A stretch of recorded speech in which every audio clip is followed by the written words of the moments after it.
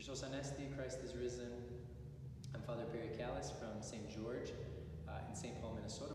I have the honor and I've been asked on behalf of the Metropolis to share a message today regarding the feast that we commemorate, which is the Apodosis of Pascha on May 27th. If we're going to talk about and use a word like the Apodosis, some nice church jargon, we should probably know what that word means.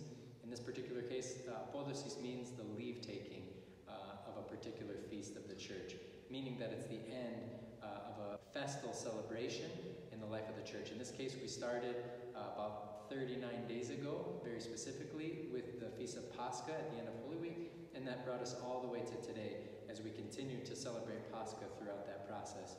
So again, here we are on the 39th day, celebrating the Apodosis, which means that tomorrow we celebrate the ascension of our Lord into heaven. The Church presents to us this day a beautiful gospel passage that reminds us of one of the beautiful liturgical acts of the feast. The experience from Pascha evening where we come into the church is very dark, and we receive the light from the priest and share it with one another.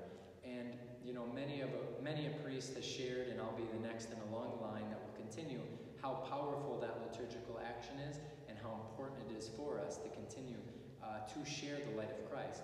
You know, in that moment, we feel the great joy of the resurrection. We receive from the priest the light of Christ, and we quickly, without hesitation, without any fear whatsoever, share that light to the people around us.